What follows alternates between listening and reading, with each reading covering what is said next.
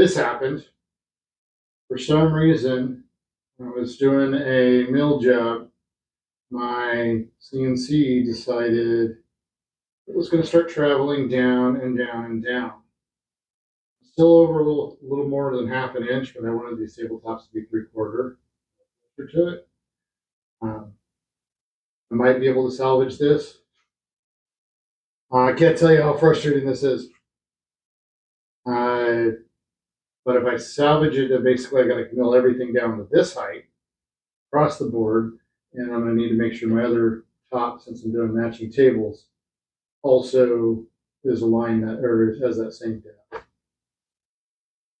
So, did I tell you when things went wrong? This was definitely it went wrong. My other option is to start over, build a new top, glue it up, replane it, and use this for something else. Future Jedi here, letting you know I also could have got another piece and did a glue up, put it along the edge and extended it out, but then it wouldn't have been matched up with my other tabletop. We'll see how much that took off, where we're at. If we mill down to that, we're at 0.56, so just a little over half an inch. So the screwed up thickness on this, to go with this, is 0.56, 569, so just a little over half an inch. Oh, let's see our finished piece.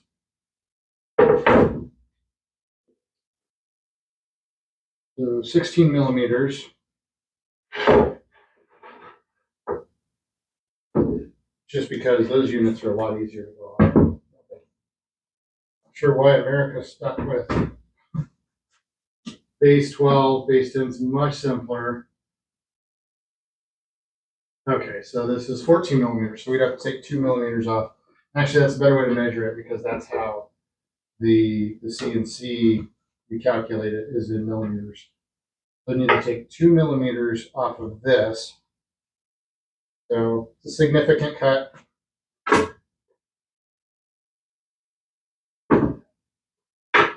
We go down in size. I mean, this one's already kind of thin. I'm already just over half an inch there. Not that much more. Not that much wood. Or we start over with a new top. What would you guys do?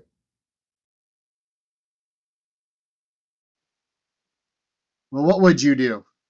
Let us know in the comments. And if you want to see the full build, check out the channel. I'll put a link here in the description, and you can click here on the screen as well. With that, it's definitely time for me to go have a drink. Y'all have a good one.